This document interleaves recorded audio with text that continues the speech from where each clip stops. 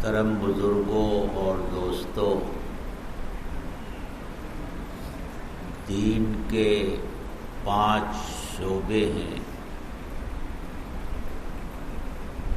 اور ان میں سے ایک اہم شعبہ عبادات کا ہے۔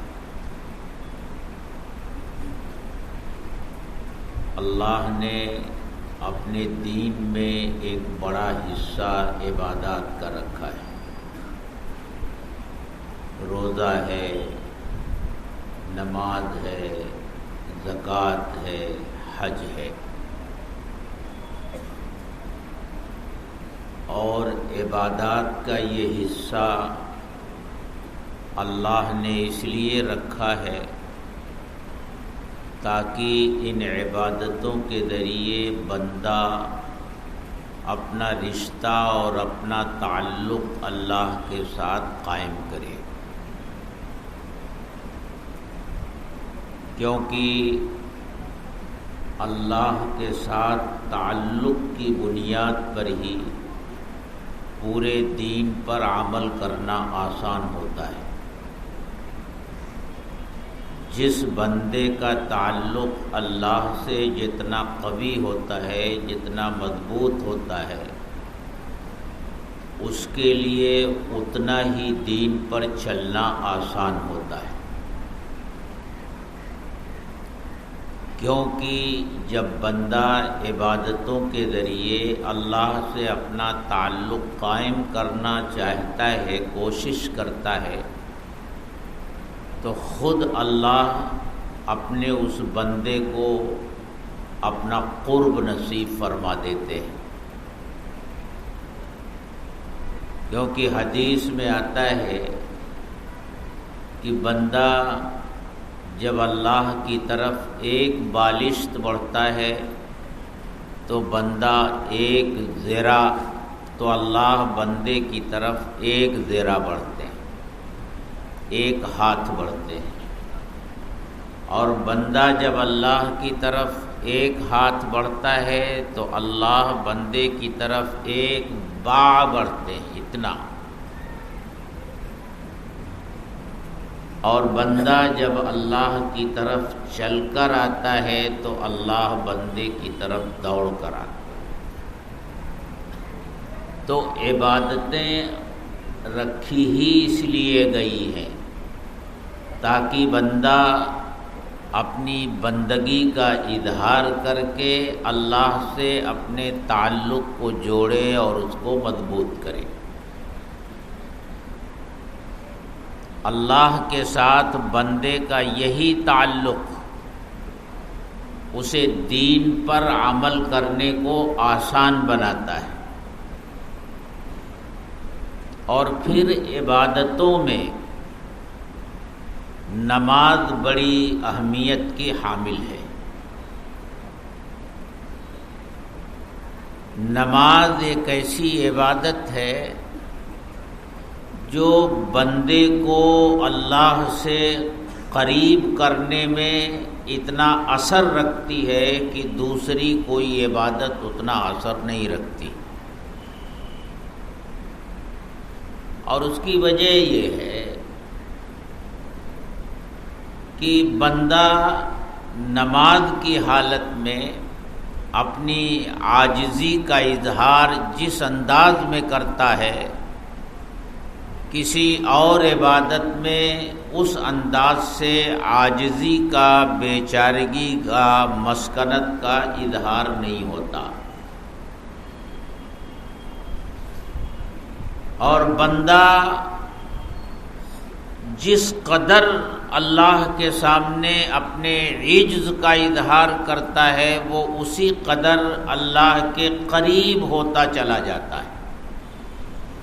اسی لیے حدیث میں فرمایا گیا من تواضع للہ رفعہ اللہ، جو اللہ کے لیے تواضع اختیار کرتا ہے اللہ اس کے درجے کو بلند کرتا ہے۔ جو متواضع بنتا ہے، اپنے آپ کو چھوٹا سمجھتا ہے، اللہ اسے بڑا بناتے ہیں۔ اور جو اپنے آپ کو بڑا سمجھتا ہے اللہ اسے لوگوں کی نگاہ میں چھوٹا بنا دیتے ہیں۔ اس کی ایک مثال ہمارے بزرگوں نے لکھی ہے کہ جو تکبر کرتے ہیں، اپنے کو بڑا سمجھتے ہیں، اپنے سامنے دوسروں کو حقیر سمجھتے ہیں، اور وہ یہ سمجھتے ہیں کہ میں بہت بڑا ہوں، اور حقیقت میں وہ لوگوں کی نگاہ میں چھوٹا ہو جاتا ہے۔ کہتے ہیں اس شخص کی مثال ایسی ہے کہ جیسے کوئی پہاڑ کی چوٹی پر کھڑا ہو، اور وہاں سے جب وہ نیچے دیکھے تو اسے یہ سمجھ میں آئے گا کہ نیچے جتنے لوگ ہیں وہ سب بونے ہیں، چھوٹے چھوٹے ہیں، اور یہ سمجھ لے میں تو اتنا بڑا ہوں اور سب لوگ چھوٹے ہیں۔ اسے یہ معلوم نہیں کہ نیچے والا جب اوپر نظر اٹھا کر دیکھتا ہے تو وہ بھی بونا ہی نظر آتا ہے، اوپر رہتا ہے، نیچے والے کو بھی وہ بونا نظر آتا ہے، چھوٹا نظر آتا ہے۔ لیکن جو اللہ کے لیے تواضع اختیار کرتا ہے، اللہ اس کے مقام اور مرتبے کو بلند فرماتے ہیں۔ اسی لیے اللہ کے رسول صلی اللہ علیہ وسلم امت کی تعلیم کے لیے یہ دعا فرمایا کرتے تھے، اے اللہ مجھے میری نگاہ میں چھوٹا بنا دے اور لوگوں کی نگاہ میں بڑا بنا دے۔ تو اللہ کو تواضع، انکساری، عاجزی، مسکنت بہت پسند ہے، اور یہ ساری چیزیں نماز میں جس طرح ظاہر ہوتی ہیں کسی اور عبادت میں ظاہر نہیں ہوتی۔ بھئی نماز کی کیفیت دیکھیے کیا ہوتی ہے۔ آدمی جب آ کر کے کھڑا ہوتا ہے، ہاتھ کو باندھے ہوئے ہوتا ہے، ادھر ادھر دیکھتا نہیں، اور اس کی زبان پر قرآن کی آیات ہوتی ہیں، پھر وہ جھک جاتا ہے اور پھر اس میں بھی تسبیحات پڑھتا ہے، سجدے میں جاتا ہے اس میں بھی تسبیحات پڑھتا ہے، اور اپنی پیشانی اللہ کے دربار میں ٹیک دیتا ہے۔ یعنی عاجزی کے اظہار کا جو سب سے بڑا ذریعہ ہے کہ آدمی اپنی پیشانی زمین پر رکھ دے، یہ نماز میں ہوتا ہے۔ اسی لیے کہا گیا کہ بندہ نماز کی حالت میں اپنے رب سے بہت قریب ہوتا ہے، اور نماز میں بھی جب وہ سجدے میں جاتا ہے تو نماز کے دوسرے اعمال کی بنسبت سجدے میں اور زیادہ قریب ہو جاتا ہے۔ تو عبادتوں کے ذریعے بندے کا تعلق اللہ سے قائم اور مضبوط ہوتا ہے، اور پھر ان عبادتوں میں بھی نماز خاص اثر رکھتی ہے۔ علماء نے بڑی حکمت کی بات اس سلسلے میں لکھی ہے، وہ فرماتے ہیں دیکھیے ایمان کے بعد سب سے پہلا حکم جو آیا وہ نماز کا آیا، اور مکی زندگی ہی میں نماز کا حکم آ گیا، اور پھر نماز سکھانے کے لیے حضرت جبریل علیہ السلام تشریف لائے۔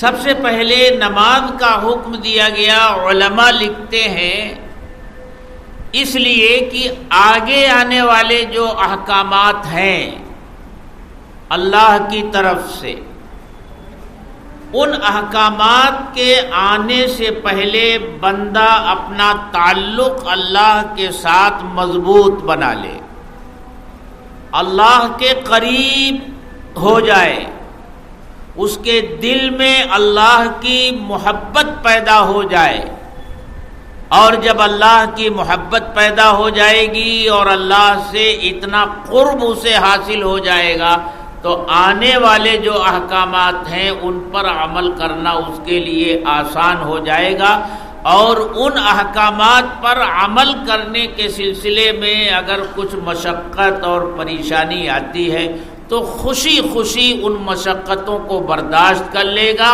اور ان پریشانیوں کو جھیل لے گا، لیکن ہر حال میں اللہ کے حکم کو بجا لائے گا، کیونکہ جب کسی سے تعلق قائم ہو جاتا ہے تو اس کی بات ماننے میں اور اس کی بات پر عمل کرنے میں اچھا لگتا ہے، مزہ آتا ہے، دل کو ایک طرح کی خوشی حاصل ہوتی ہے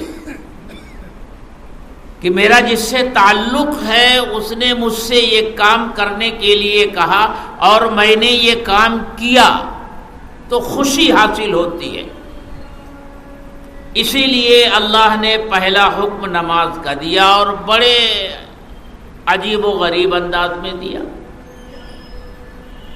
شریعت کے جتنے احکامات اللہ نے نازل فرمائے سب کے سب حضرت جبریل علیہ السلام کے ذریعے آئے، لیکن نماز کا حکم دینا ہوا تو اللہ نے اپنے حبیب حضرت محمد الرسول اللہ صلی اللہ علیہ وسلم کو آسمان پر بلا کر کے، معراج میں بلا کر کے، اپنا دیدار کروا کر کے، اپنے حضور طلب کر کے، اپنے بالکل قریب بلا کر کے، وہ کتنا قرب تھا کوئی کیا جانے، لیکن بہرحال اپنے قرب عطا فرما کر اللہ نے نماز کا حکم دیا۔ یہ اشارہ تھا اس طرف کہ نماز کے ذریعے اللہ کا قرب اگر اللہ کے بندے حاصل کرنا چاہیں گے تو یہ ایک نسخہ ہے، آپ لے کر کے جائیے اور اپنی امت کے لوگوں سے یہ کہہ دیجئے کہ اگر وہ میرا قرب حاصل کرنا چاہتے ہیں تو یہ نماز ہے، اس کے ذریعے وہ میرا قرب حاصل کر سکتے ہیں۔ اسی حقیقت کا اعلان فرمایا اللہ کے رسول صلی اللہ علیہ وسلم نے، الصلاۃ معراج المؤمنین، نماز مومنوں کی معراج ہے۔ مطلب یہ کہ جس طرح معراج کے ذریعے مجھے اللہ کا قرب ملا، اسی طرح میری امت کا ہر فرد اگر اللہ کا قرب چاہتا ہے، اللہ سے مناجات کرنا چاہتا ہے، سرگوشی کرنا چاہتا ہے، اللہ سے بات کرنا چاہتا ہے، اللہ سے ہم کلام ہونا چاہتا ہے، تو یہ نماز ہے۔ نماز میں شریک ہو کر کے، نماز کے لیے کھڑے ہو کر کے وہ اپنے رب سے مناجات اور اپنے رب سے سرگوشی کر سکتا ہے۔ بڑی اہم عبادت ہے، اور یاد رکھنا چاہیے ہم سب کو کہ اسی نماز کے اوپر پورے دین کا دار و مدار ہے۔ جو نماز کی پابندی کرے گا وہ دین کے احکامات پر بھی پابندی کرنے والا انشاءاللہ بنے گا،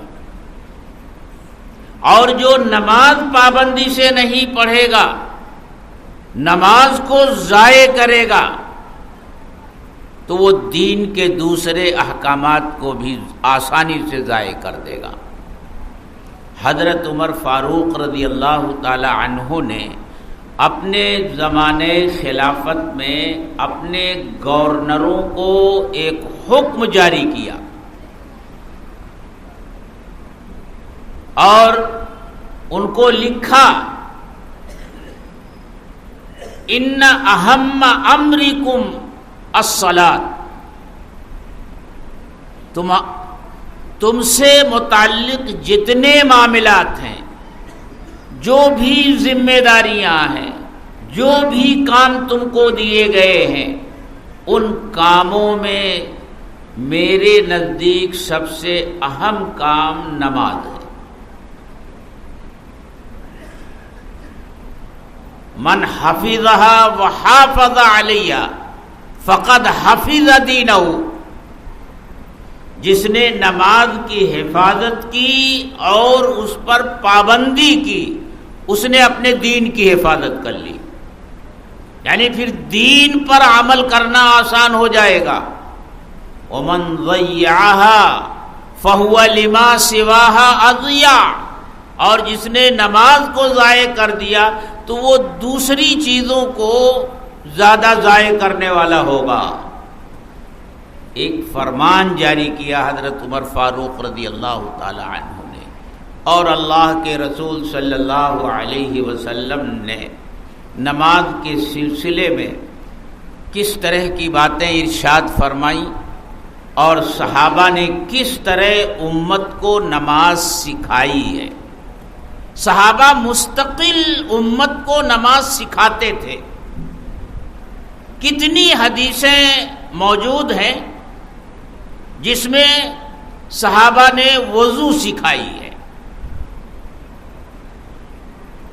حضرت علی رضی اللہ تعالی عنہ کی تعلیم وضو کے لیے، حضرت عثمان غنی رضی اللہ تعالی عنہ کی تعلیم وضو کے لیے۔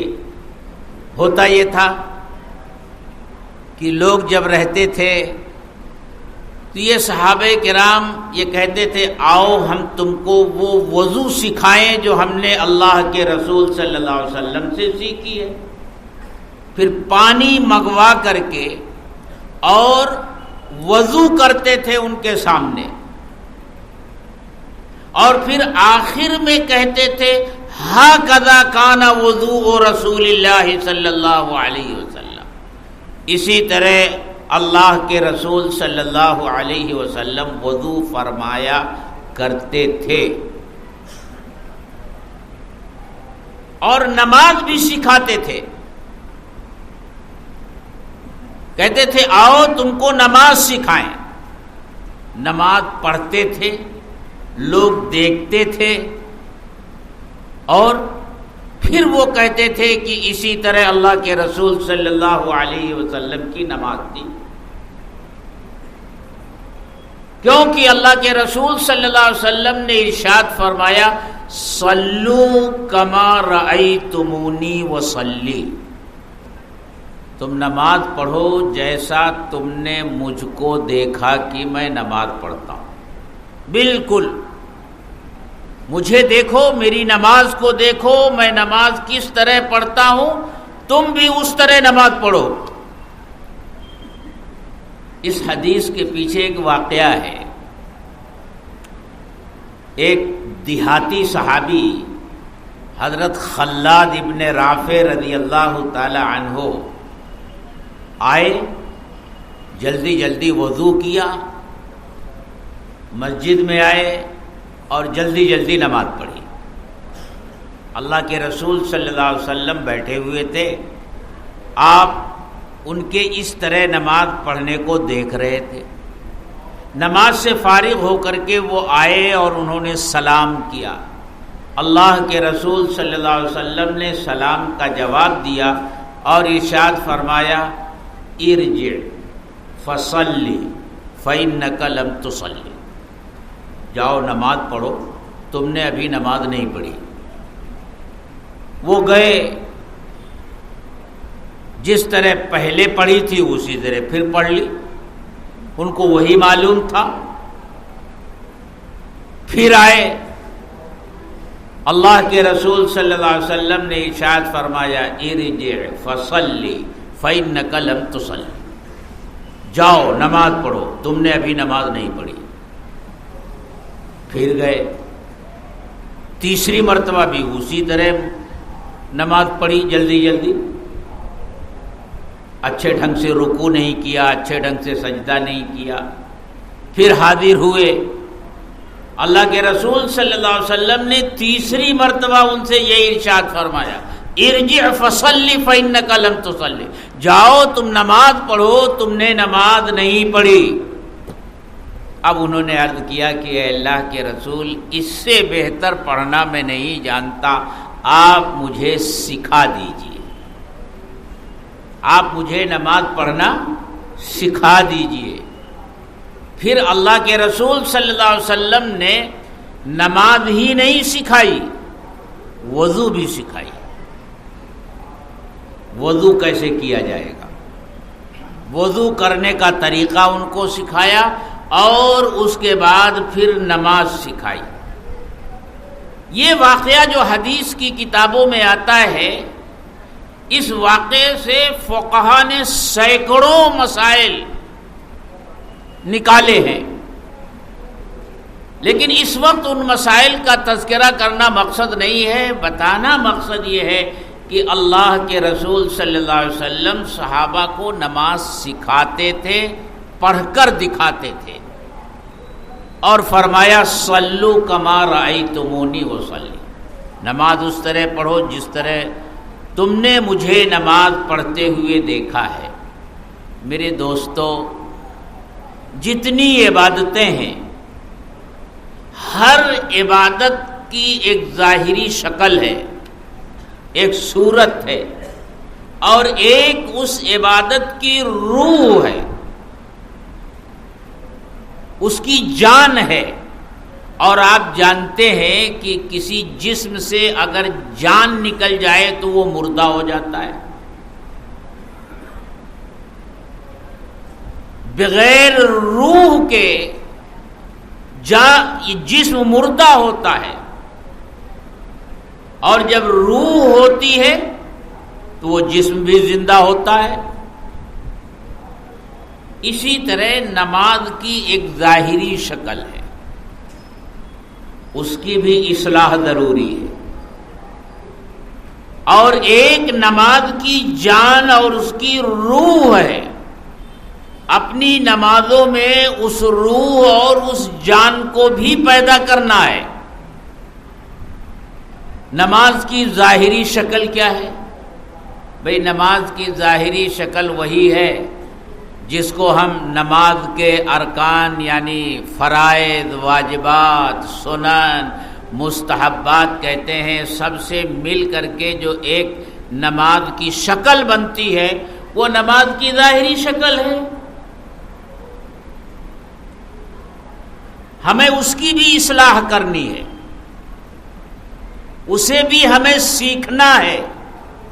ایسا نہیں کہ بچپن میں جو ہم نے سیکھ لیا تھا بس اسی طرح ہم آج بھی پڑھیں گے، نہیں، نماز سیکھنی ہے اور نماز کو بہتر سے بہتر بنانا ہے۔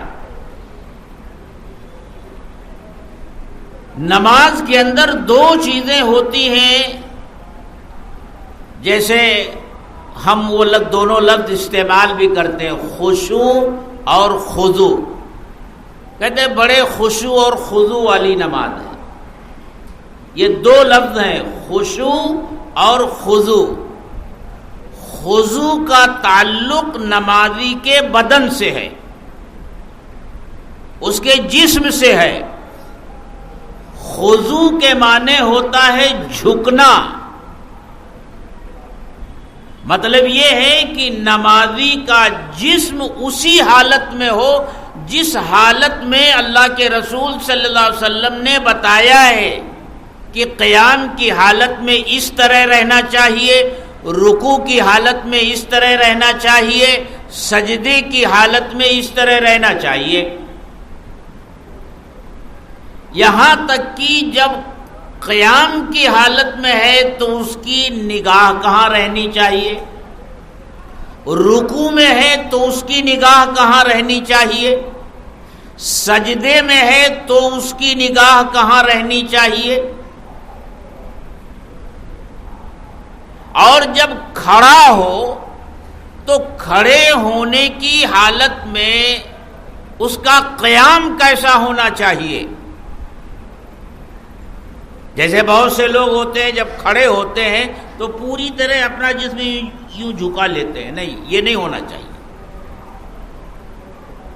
قیام ہو، ہاں سر تھوڑا سا اس لحاظ سے جھکا ہوا ہو کہ نظر سجدے کی جگہ پر ہو، بس۔ کمر سے لے کر جھکا لینا یہ خلاف ہے، یہ طریقہ نہیں ہے قیام کا۔ صرف سر اتنا جھکا ہو کہ سجدے کی جگہ پر نظر ہو۔ رکوع میں جب آدمی جائے تو اس کا طریقہ یہ بتایا گیا یہ انگلیاں کھلی ہوئی ہوں اور گھٹنے کو پکڑ لے، گھٹنے کو پکڑ لے۔ دو ہی موقع ایسے ہیں جہاں ایک جگہ انگلیوں کو کھولنے کا حکم ہے اور ایک جگہ ملانے کا حکم ہے۔ رکوع میں جائے تو یہ انگلیاں کھلی ہوئی ہوں اور اپنے گھٹنے کو پکڑ لے، ایسا نہیں کہ ایسے گھٹنے پر رکھے، ایسا گھٹنے پر رکھے نہیں، گھٹنے کو پکڑے۔ اور سجدے میں جب جائے تو یہ انگلیاں ملی ہوئی ہوں تاکہ انگلیوں کا رخ بھی قبلہ کی طرف ہو جائے۔ باقی جب قعدے میں بیٹھتا ہے تو وہاں یہ حکم دیا گیا کہ اپنے حال پر چھوڑ دے، یعنی انگلی رکھ لے، جس کا جیسا وہ ہوتا ہے اس طرح چھوڑ دے، نہ جان بوجھ کر ان کو ملائے اور نہ جان بوجھ کر ان کو کھولے۔ اور رکوع میں جائے تو اللہ کے رسول صلی اللہ علیہ وسلم کا رکوع کس طرح ہوتا تھا؟ سرین، کمر اور سر بالکل برابر ہوتا تھا۔ اگر پیالے میں پانی رکھ کر پشت مبارک پر رکھ دیا جاتا تو وہ چھلکتا نہیں تھا، اس طرح رکوع ہوتا تھا۔ آپ نے فرمایا صلو کما رأیتمونی وصلی، جس طرح مجھے نماز پڑھتے ہوئے تم دیکھتے ہو اسی طرح نماز پڑھو۔ سجدہ کس طرح آپ کا ہوتا تھا؟ یہ پیٹ جو ہے یہ ران سے نہیں ملنا چاہیے، یہ بازو کھلے ہونے چاہیے، ہاتھ کو لومڑی کی طرح زمین پر بچھانا نہیں چاہیے، صرف یہ پنجے ہوں گے زمین پر، باقی یہ بازو زمین سے الگ ہوں گے۔ لومڑی کو دیکھا ہے جب اپنے وہ شکار کے لیے بیٹھتی ہے، پورا ہاتھ آگے کر کے دونوں زمین سے چپک جاتی ہے، پیٹ زمین سے لگا لیتی ہے۔ تو جو لومڑی کی حالت ہے اس طرح نہیں کرنا چاہیے۔ یہ ساری چیزیں سیکھنے کی ہیں۔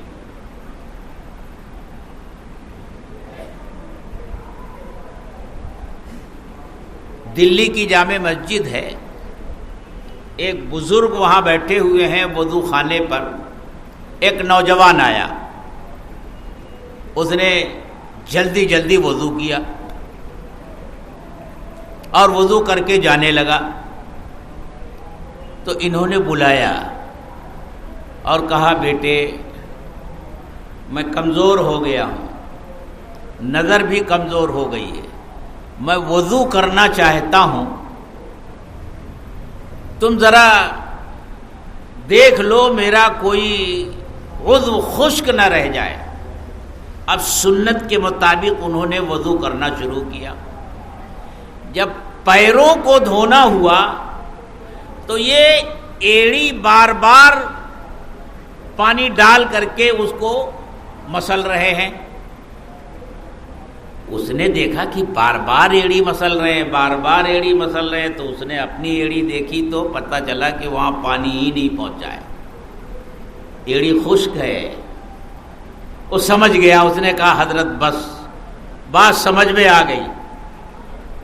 تو تعلیم دینا اور حکمت کے ساتھ دینا یہ بھی ایک طریقہ ہے۔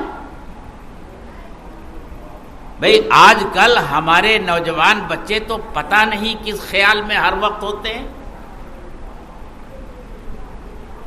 اب اگر اس نوجوان کو بلا کر کے وہ یوں کہتے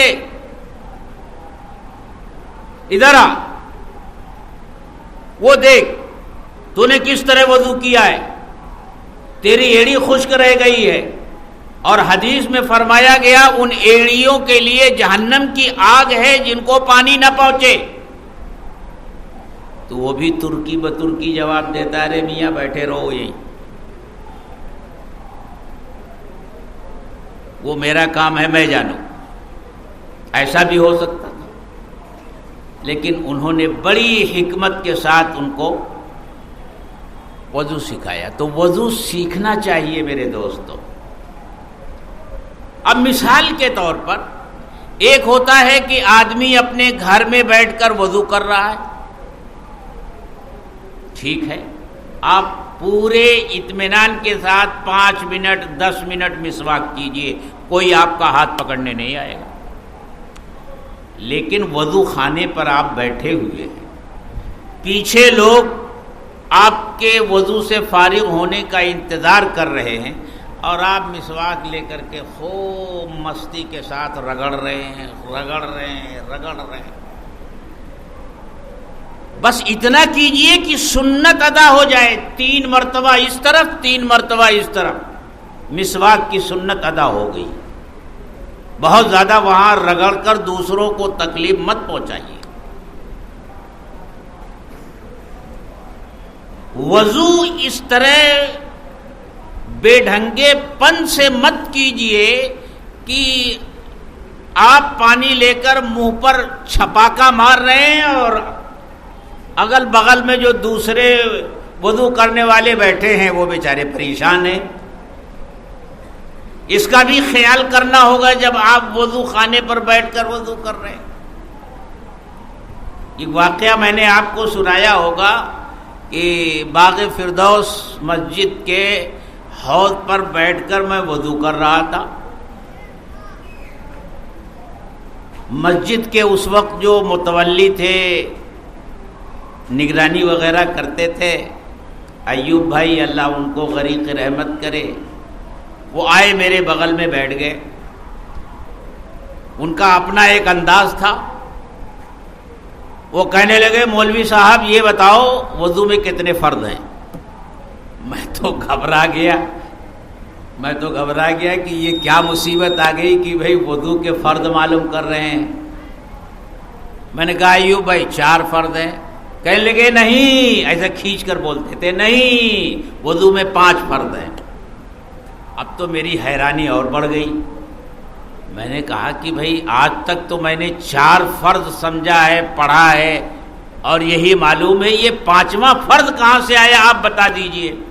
کہنے لگے 4 فرض تو وہ ہے جو تم نے بتائے، 5واں فرض یہ ہے کہ ایک بیٹھک پر جب وضو کرنے کے لیے بیٹھو تو اس طرف کی بیٹھک کو بھی بھگا دو اور اس طرف کی بیٹھک کو بھی بھگا دو، تاکہ جو دوسرا وضو کرنے کے لیے آنے والا ہو وہ بغیر اس کو پوچھے اور صاف کیے اس پر بیٹھ نہ سکے۔ انہوں نے اپنے انداز میں جو لوگ اس طرح سے بے ڈھنگے پن سے وضو کرتے ہیں وہ کیا۔ تو وضو کرنے کا بھی طریقہ ہوتا ہے، اس کے فرائض ہیں، کتنی سنتیں ہیں وضو میں، ان تمام سنتوں کو جاننا۔ ایک ایک چیز کے ایک ایک سنت میں کئی سنتیں ہیں، ایک ایک سنت میں کئی سنتیں ہیں۔ اب مثال کے طور پر کلی کرنا سنت ہے، ناک میں پانی ڈالنا سنت ہے، لیکن کلی میں مبالغہ کرنا یعنی غرغرہ کرنا، منہ میں پانی لے کر کے اور چاروں طرف منہ میں پانی کو گھمانا اور کبھی اس طرح منہ اٹھا کر کے غرغرہ کرنا، یہ کلی کرنے میں مبالغہ ہے۔ اور ناک میں پانی ڈالنے کے لیے حدیث میں جو لفظ آتا ہے وہ استنشاق کا لفظ آتا ہے اور استنثار، یہ 2 لفظ حدیث میں آتے ہیں۔ استنشاق کا مطلب یہ ہوتا ہے کہ ہاتھ میں پانی لے کر کے سانس کے ذریعے پانی کو ناک میں اوپر تک کھینچیے، نرم حصے تک۔ اس کے بعد استنثار ہے، یعنی سانس ہی کے ذریعے اس پانی کو جھاڑیے، اس میں بھی مبالغہ ہے۔ اس میں بھی ترتیب ہے، پہلے کلی کرنا ہے پھر ناک میں پانی ڈالنا ہے، یہ بھی سنت ہے، کلی پہلے کرنی ہے اور پھر ناک میں، اور ہر عضو کو 3 بار دھونا ہے۔ لیکن عام طور سے غلط فہمی یہ ہوتی ہے کہ ایک مرتبہ پانی لیا چہرے پر ڈالا، سمجھتے ہیں ایک مرتبہ ہو گیا، دوسری مرتبہ لیا ڈالا، تیسری مرتبہ لیا، سمجھتے ہیں 3 مرتبہ ہو گیا۔ نہیں، 3 مرتبہ کا مطلب یہ ہرگز نہیں ہے۔ جب تک پورے چہرے پر پانی نہیں پہنچے گا 1 مرتبہ نہیں ہوگا۔ 1 مرتبہ پانی لینے میں اگر پورے چہرے پر پانی پہنچ گیا جہاں تک دھونا فرض ہے تو وہ 1 مرتبہ ہو گیا، اور اگر 1 مرتبہ ڈالا کچھ حصہ چہرے کا رہ گیا تو ابھی 1 مرتبہ نہیں ہوا۔ اگر 10 چلو ڈالنے سے پورے چہرے پر پانی پہنچتا ہے تو 10 چلو کے بعد 1 مرتبہ ہوگا۔ اس بات کو سمجھنا ضروری ہے۔ تو ہر چیز سیکھنی ہوگی۔ اسی لیے جو حدیث میں نے پڑھی اس میں اللہ کے رسول صلی اللہ علیہ وسلم نے ارشاد فرمایا 5 صلوات افترضہن اللہ، 5 نمازیں ہیں جن کو اللہ نے فرض کیا ہے، اور پھر ارشاد فرمایا فمن احسن وضوءہن، جس نے ان کا وضو اچھے طریقے سے کیا۔ اچھے طریقے سے مطلب یہ فرائض، سنن، مستحبات، آداب سب کی رعایت کرتے ہوئے اس نے وضو کیا۔ اب ظاہر سی بات ہے فرائض بھی جاننے پڑیں گے، سنتیں بھی جاننی پڑیں گی، مستحبات بھی جاننے پڑیں گے، آداب بھی جاننے پڑیں گے۔ مثلا اگر یہ معلوم ہو گیا کہ داڑھی کا خلال کرنا سنت ہے تو اب یہ بھی سیکھنا پڑے گا بھئی خلال کیسے کیا جائے گا۔ یاد رکھیے بہت سے لوگ ہوتے ہیں جب چہرہ دھوتے ہیں تو دھوتے وقت انگلیاں داڑھی میں ڈال لیتے ہیں، اس سے خلال نہیں ہوتا۔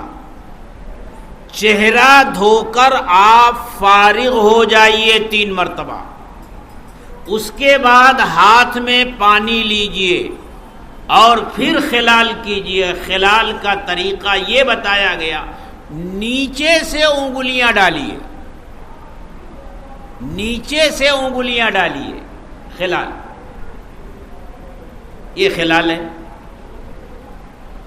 اسی طرح ہاتھ کی انگلیوں کا خلال ہے، پیر کی انگلیوں کا خلال ہے۔ ہاتھ دھو لینے کے بعد جب پانی یہاں پہلے پہنچ چکا ہے، 3 مرتبہ آپ دونوں ہاتھوں کو دھو چکے ہیں، اس کے بعد خلال ہے۔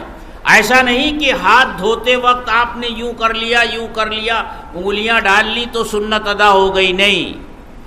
3 مرتبہ دونوں ہاتھوں کو دھوئیے تو پھر اس کے بعد خلال کیجئے۔ اور خلال کے 2 طریقے فقہا نے لکھے ہیں۔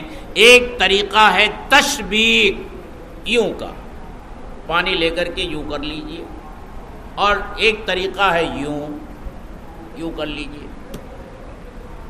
پیر کی انگلیوں کا خلال یہ داہنے پیر کی خنصر انگلی سے شروع کیا جائے گا اور پھر بائیں پیر کی خنصر انگلی پر اسے ختم کیا جائے گا، وہ بھی پیر دھو لینے کے بعد۔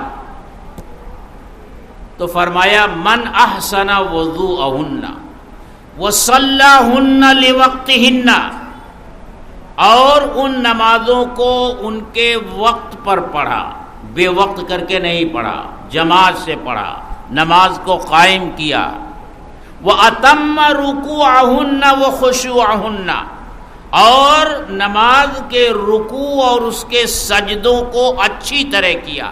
اچھی طرح کا مطلب یہ کہ اللہ کے رسول صلی اللہ علیہ وسلم نے جو سکھایا ہے، جو بتایا ہے، اس کے مطابق رکوع کیا اور سجدہ کیا۔ کان لہ علی اللہ عہد ان یغفر لہ، تو اللہ کی طرف سے یہ وعدہ ہے کہ اللہ اپنے اس بندے کی مغفرت فرما دے۔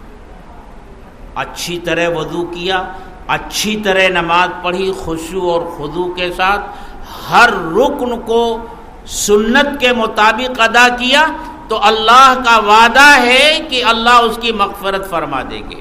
وَمَن لَّمْ يَفْعَلْ اور جس نے ایسا نہیں کیا فَلَيْسَ لَهُ عَلَى اللَّهِ عَهْدٌ اللہ کا کوئی وعدہ نہیں ہے ان شاء غفر له وان شاء عذب اللہ چاہیں گے تو معاف کر دیں گے اور اللہ چاہیں گے تو عذاب دیں گے۔ اس لیے میرے دوستو ہم سب نماز پڑھتے ہیں لیکن نماز بھی سیکھنے کی چیز ہے، وضو کرتے ہیں وضو بھی سیکھنے کی چیز ہے، سیکھتے رہنا چاہیے۔ بچپن میں جو طریقہ ہم نے سیکھ لیا ہے اس پر مطمئن نہیں رہنا چاہیے، جانکاروں سے اسے سیکھنا چاہیے۔ اللہ کا شکر ہے ہر طرف جانکار موجود ہیں، ایسا بھی نہیں ہے کوئی سکھانے والا نہیں، کوئی بتانے والا نہیں۔ سیکھنا چاہیے اور سیکھنے میں شرم نہیں آنی چاہیے، شرمانا نہیں چاہیے۔ بہت سے لوگ کہتے ہیں الحیاء شعبۃ من الایمان کہ حیا اور شرم تو ایمان کا ایک حصہ ہے، ایک شعبہ ہے، لیکن وہاں حیا سے مراد یہ نہیں کہ دین کی کوئی بات معلوم کرتے ہوئے آپ کو حیا آ رہی ہے، آپ کو شرم آ رہی ہے۔ سارے کام کرتے ہوئے شرم نہیں آتی اور دینی مسئلہ معلوم کرتے ہوئے آپ کو شرم آتی ہے، یہ شیطانی دھوکہ ہے، یہ شرم نہیں ہے۔ اللہ تعالی ہم سب کو عمل کی توفیق عطا فرمائے۔ وآخر دعوانا الحمدللہ۔ سید ولد آدم خیر الانام، اس پہ لاکھوں درود، اس پہ لاکھوں سلام۔